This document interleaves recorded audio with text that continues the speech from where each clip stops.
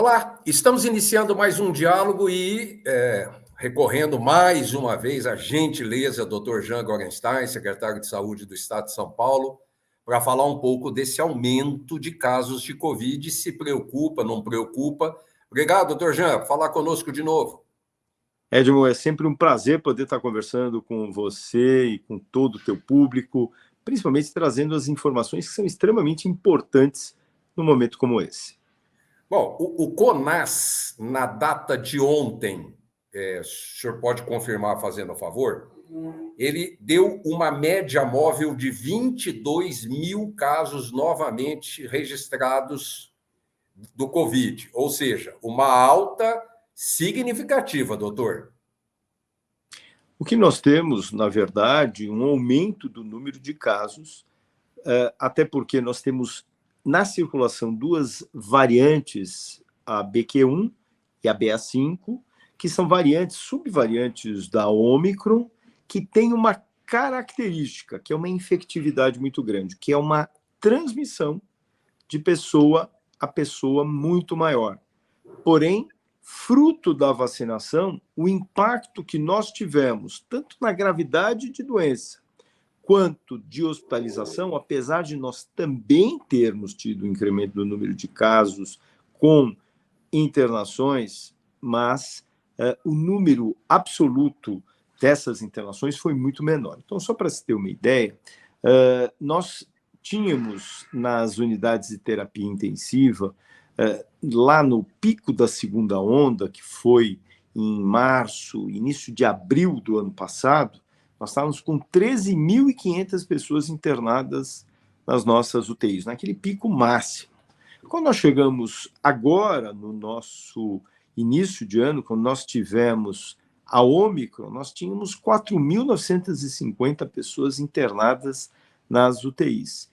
Mas dessa vez, felizmente, nós temos 850 pessoas internadas. Quer dizer, praticamente 4.100 a menos do que nós vimos no início do ano, e isso se deve sim à vacinação. A vacinação, ela tem como objetivo, não é evitar a doença, mas ter uma doença muito mais leve, muito mais branda, e a maioria das pessoas que nós conhecemos está em casa com sintomas muito frustros, muito leves. Mas nós temos que entender, Edmo, que nós ainda temos um número de pessoas a serem vacinadas bastante elevado. Para você ter uma ideia, nós temos quase 10 milhões de pessoas que deveriam ter tomado a sua primeira dose, incluindo aqui crianças, e que não o fizeram. Quando a gente vai olhar na segunda dose, nós temos mais de 7 milhões de pessoas que deveriam ter tomado a segunda dose e não fizeram. Nós temos hoje 38% das pessoas que fizeram a sua quarta dose, 38%. Portanto, quando nós vamos olhar as crianças, só 50% das crianças tomaram as duas doses necessárias. Desculpa. Imagina. Mas é importante a gente dar esses números, dar esses dados, com alarmes menores do que há 2 anos atrás, mas não, se o ministro da Saúde está dizendo que é para tomar vacina, não seremos nós quem vamos dizer, não é para tomar cuidado, liberou geral, manda ver e o pau pode quebrar. Não é bem assim, né? Sem dúvida. As pessoas têm que ter atenção que, principalmente, nós estamos vivendo num período de Copa, que as pessoas se aglomeram muito. Então, alguns cuidados são fundamentais. Um deles é a atualização da sua condição vacinal. E se eu estou dentro de um ambiente com aglomeração, a utilização de máscaras é fundamental. O certo seria que eu evitasse, mas se eu quero fazê-lo, eu coloco a minha máscara. Na hora de tomar um refrigerante, uma cerveja ou comer um aperitivo, eu tiro a máscara. Mas isso faz com que, principalmente as pessoas que não estão adequadamente vacinadas, estejam protegidas. Isso é algo importante. Bom, mais ou menos, acho que foi novembro de 2021, a Organização Mundial da Saúde classificou essa cepa Ômicron do coronavírus como uma variante de preocupação. Ela já havia alertado no ano passado, quando veio a Delta, quando veio não sei o quê, pegou aquela fase inicial, aquela coisa de preparar atendimento para todo mundo, enfim. Mas eles já haviam dito que essa cepa era preocupante exatamente por isso, que ela poderia transmitir muito mais fácil do que as outras.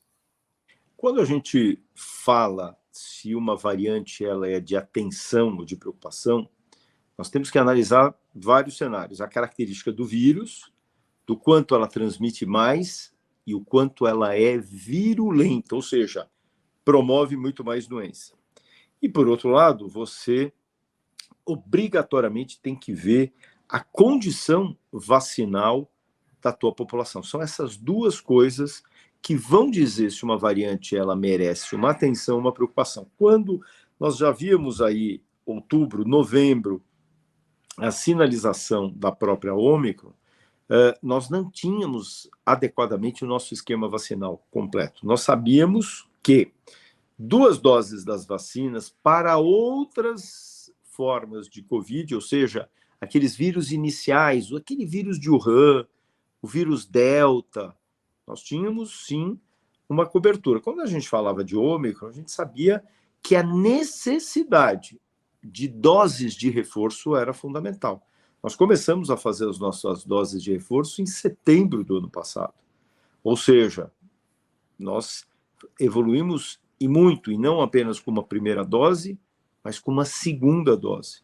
Ou seja, a partir do momento em que eu otimizei a minha população e socializei a vacina, eu dei a possibilidade da população estar vacinada, e como a própria nomenclatura de uma vacina o faz, ela impede de formas graves e fatais em 96% a 97%.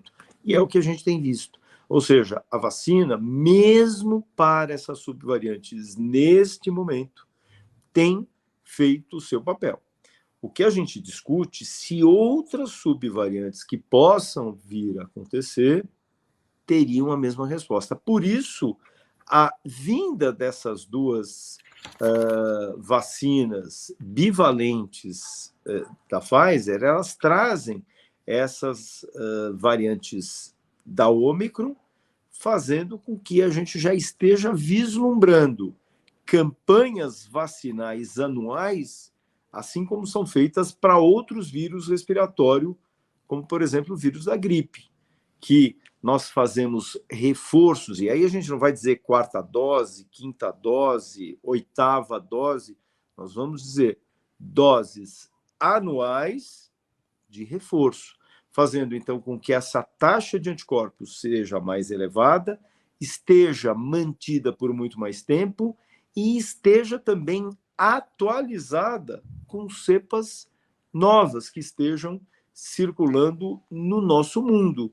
Nós temos que entender que o mundo, infelizmente, não tem a qualidade e a quantidade de vacinados que nós temos no país, especialmente no estado de São Paulo. Mostrando que esses lugares, infelizmente, vão ter a circulação do vírus, de todos os vírus, de sarampo, de pólio e também de Covid. E quando nós estamos falando de Covid, à medida que um vírus circula mais, existe uma necessidade natural dele se adaptar. E essa adaptação dele promove o que nós chamamos de modificação do seu material genético. É uma forma de se defender e continuar vivo. E essa modificação cria outras que nós chamamos subvariantes. E a Organização Mundial da Saúde não atua porque ela percebeu que esse vírus da Ômicron se alastrou muito fácil em alguns países da África, e provavelmente países da África com menor vacinação que o resto do mundo, e também de reinfecção. Ou seja, não só o contágio para quem não pegou, mas apesar dos sintomas, mas também haver a reinfecção do paciente. E cá entre nós, né, doutor? Não é só a questão da saúde, é você, sua pessoal, mas é você estar promovendo uma alastração Isso dificultando, ou melhor, difundindo, passando para outras pessoas. Isso é verdade. O que nós observamos nessas cepas é a quantidade de pessoas que falam, puxa vida, minha segunda vez que eu peguei Covid. O pior, alguns falaram, puxa, eu já peguei Covid pela terceira vez. Mas, volto a dizer, a necessidade de ter esquemas vacinais atualizados também não vai ser impeditivo das pessoas terem outras vertentes de vírus que promova quadros de manifestação sintomática com sintomas leves. Reforço, nenhuma vacina impede as pessoas de terem alguma doença ou de se reinfectarem. Elas impedem que as pessoas tenham formas graves e formas tão graves que levem à morte. E os números, né, no mundo inteiro, não são números do Brasil, mostra que esses hospitalizados agora, nessa fase, a grande maioria é de não vacinados, ou não vacinados adequadamente. São estatísticas, são números.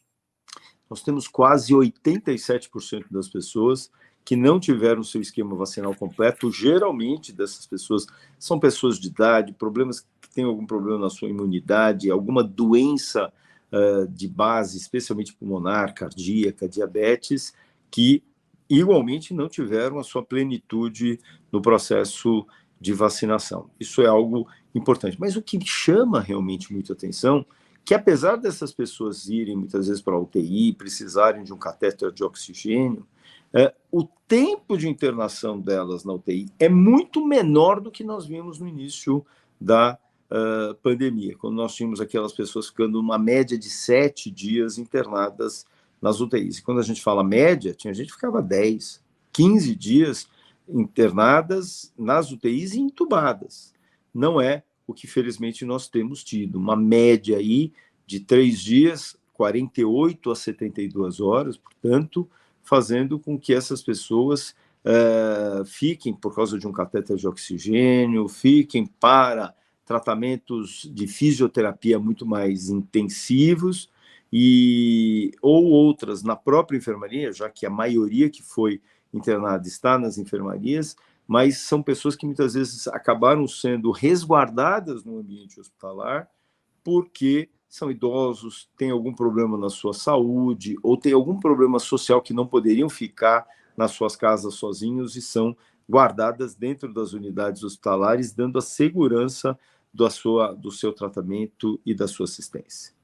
Em março agora de 2022, a OMS havia feito uma detecção de que 90% da população global, e é bastante coisa, né, tinha anticorpos contra o coronavírus. 90% tinham anticorpos, seja ou por infecção natural ou pela vacinação. Explicando para o telespectador, o sujeito toma vacina, coloca o vírus lá para o telespectador entender isso. O que, na verdade, existe toda vez que eu tenho um quadro de infecção por qualquer vírus, o meu organismo, o meu sistema de defesa, que nós chamamos de sistema imunológico, produz anticorpos, que são proteínas contra aquele vírus, e são anticorpos específicos para aquele vírus. E aí, o coronavírus não é diferente. Nós temos a produção de anticorpos, seja pela produção de anticorpos pelo vírus que nós chamamos selvagem, que é o vírus circulando na nossa população, na nossa sociedade, seja ele aquele original de Wuhan, seja Delta, seja Ômicron, seja subvariantes da Ômicron, ou pela vacina, a vacina que eu tomei. Por isso que, quando muitas vezes nós vamos fazer alguma testagem, vem como positivo e nós não conseguimos ainda fazer aquelas titulações, a quantificação desses próprios anticorpos. Mas nós temos, sim, a dosagem do anticorpos. O que tem se percebido é que nós não temos a capacidade desses anticorpos se manterem por períodos muito prolongados. Portanto, diferente de alguns vírus que o indivíduo tenha, que ele produz anticorpos, e eles se mantêm estáveis em níveis elevados por toda a vida. A gente não tem visto isso. A gente tem visto que em 6 meses, 8 meses, uma tendência natural da queda. Por isso, a realização das doses de reforço foram feitas. Com isso, nós conseguimos fazer que essas cifras de anticorpos subissem e se mantivessem elevadas por um período maior, aguardando as novas doses de reforço, como disse, que a gente já não vai quantificar como 5ª, 6ª, 7ª, 8ª dose. E é dessa maneira que nós vamos ter a produção. O que ficou muito claro, que era aquela velha discussão que nós tínhamos lá atrás, e que isso já acabou por terra, mas eu já tive Covid, eu não preciso me preocupar que eu não vou ter de novo. A gente já viu, todos nós já vimos pessoas, muitos de vocês estão assistindo, já tiveram novamente. Exatamente porque essa taxa de anticorpos tende a cair, e por isso a importância, especialmente para subvariantes, eu ter uma proteção, já que se trata de um novo vírus, com um nível de proteção muito mais alto, muito mais perpetuado. Então, eu não tenho dúvida que as vacinas, elas são protetoras, elas vieram, assim como o próprio vírus veio para ficar. Nós temos que lembrar que nós vamos precisar vacinar anualmente. Esses reforços anuais com vacinas atualizadas se fazem de uma forma premente, para que dessa forma nós possamos conviver com segurança com esses vírus.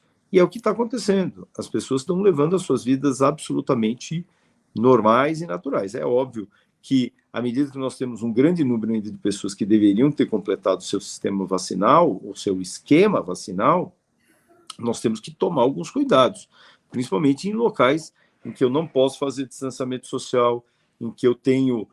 não é uma opção pegar um transporte público, é uma necessidade. Eu preciso trabalhar, eu preciso ir para a escola. Então, dessa maneira, obrigatoriamente, neste momento em que nós não temos uma condição vacinal que nós almejaríamos, em algumas situações, especialmente com doses de reforço, a orientação do uso de máscara de forma obrigatória, assim como é em ambientes de saúde, sejam consultórios, clínicas e hospitais, se faz de forma obrigatória. Inicialmente, os cientistas da OMS ficaram meio intrigados com essa variante, né? Mas foi crescendo a vacinação no mundo, o que foi minimizando essas consequências e com, vamos dizer assim, basicamente, a percepção de que o atingido ou as atingidas são as vias aéreas superiores. Quer dizer, não tem tido graves ataques dos pulmões, é isso? O que nós temos tido, na maioria dos casos, são pessoas que falam, puxa vida, a sensação que eu peguei um resfriado. Nossa, minha rinite atacou. Então, o indivíduo tem dor de garganta, nariz entupido, uma tosse seca, mas não é aquela tosse que junto vem falta de ar, desconforto respiratório, queda dos níveis de oxigenação. E quando você vai ver as tomografias, que a gente quantificava as tomografias em comprometimento pequeno, médio ou grande, na quantidade percentual daqueles infiltrados do pulmão, ou seja, do quanto o pulmão era comprometido pelo próprio vírus. Então, abaixo de 25, a gente dizia, olha, é pouco. Entre 25 e 50 é moderado. Acima de 50 é um comprometimento intenso do pulmão. O que a gente tem visto hoje? Pessoas com 10%, 15%. Quando a gente olha 20%, você fala, opa, já tem um comprometimento maior. Mas a maioria, 10% de comprometimento pulmonar. Quem são aqueles que acabam evoluindo de um comprometimento pulmonar maior? São aqueles que têm problema na sua imunidade e, paralelamente, não fizeram as suas doses de reforço. Reforço que são os idosos, pessoas portadoras de problemas na sua imunidade, sejam pacientes transplantados de órgãos, de medula, que usam doses elevadas de corticoide, imunossupressores e também pacientes com AIDS, com CD4, que é o linfócito CD4, menor do que 200. E entre outras situações, especialmente idosos bastante com idades muito avançadas. Mas eu tive uma história, Edmo, que para mim foi uma história muito interessante. Nessas últimas semanas, eu internei uma senhora de 102 anos. E aí eu internei porque era uma senhora de 102 anos, tinha um comprometimento pulmonar de 5% e tinha 3 doses da vacina. Olha lá, e ela tinha 5% de comprometimento pulmonar. Nós internamos, não precisou de oxigênio, fizemos as medidas fisioterápicas, todos os procedimentos necessários. No dia seguinte eu passo e aí eu viro para ela, e aí, como está a senhora? Falou, doutor, me fala uma coisa, o senhor tem certeza que eu estou com esse bichinho? Eu estou tão bem. Quer dizer, é isso. Aquilo, para mim, ela exemplificou de uma forma muito querida e muito serena o quanto a vacina foi protetora. Porque se essa mulher não tivesse tido aquelas 3 doses, quando o ideal fosse as 4, mas se ela não tivesse tido essas 3 doses, seguramente ela não teria um quadro tão frustro, tão leve quanto o que ela teve. Doutor, dados genômicos, né, de exames de diagnósticos moleculares da DASI estão dizendo que, fim de novembro, começo de dezembro, 100% das cepas que vão estar aí é a BQ1, que é derivada da Omicron. Isso quer dizer, está diminuindo a gravidade, as pessoas estão tendo um contato, maior exposição, menos consequência, e depois disso, não quer dizer que não é para usar máscara, que deixar de usar máscara. Importante a gente lembrar que hoje as pessoas estão em situações de aglomeração, especialmente com esses festejos comemorativos da Copa, e alguém liga e diz assim, puxa, nós estávamos ontem assistindo o jogo na casa de uma cunhada e fulano, um dos frequentadores da casa, positivou. O que a gente vê? Logicamente, a gente rastreia todos. Aquele indivíduo que teve um diagnóstico, ele fica em isolamento, e todas as pessoas à volta, mesmo aqueles que não têm sintomas, são rastreados. E esse rastreio tem mostrado que uma ou outra pessoa acabou, sim, se contaminando. Geralmente, aquelas que ficaram muito mais próximas a essa pessoa. E quando você vai ver os sintomas de um ou de outro que teve sintomas, são muito leves. Então, isso é algo que tem mostrado, como disse, nesse momento, que a vacina, subvariantes da atualidade, elas são responsivas às vacinas que nós temos nesse momento. O que não quer dizer que outras cepas que virão exatamente por uma característica muito mais mutacional, ou seja, mudando o seu material genético, que elas tenham a resposta eficaz. Por isso, a atualização dessas vacinas para um novo programa de vacinação para o próximo ano, que possivelmente já venha a ser discutido pelo governo federal, pelo Ministério da Saúde. E, já para encerrar o programa, que estamos bem estourando, a vacina bivalente que está chegando aí, nós vamos ter que tomar mais uma vez, né? Pois é, nós estamos aguardando aí a decisão do próprio Ministério de adquirir essas doses e já começar a programar essas doses de reforço. Mas, neste momento, eu conclamo a todos que atualizem a sua condição vacinal com as vacinas que nós temos nesse momento. Porque isso vai contar lá na frente. Você tomou 4 doses? Não, não tomou. Então, primeiro você toma essas suas 4 doses. Então, é importante que a gente tenha o nosso esquema vacinal pleno, completo, para que a gente possa prosseguir com segurança voltando a essa normalidade que, felizmente, foi possível graças à vacina. Nós não podemos esquecer que foi a vacina que nos tirou de casa, que nos levou de novo à vida. E eu lembro, no dia 17 de janeiro de 2021, quando Mônica Calazans foi a primeira brasileira a receber a vacina, e nós estávamos ali do lado da Mônica, a alegria, a felicidade, a sensação de esperança. Nós não podemos perder a sensação que todos nós tivemos quando recebemos a nossa primeira dose.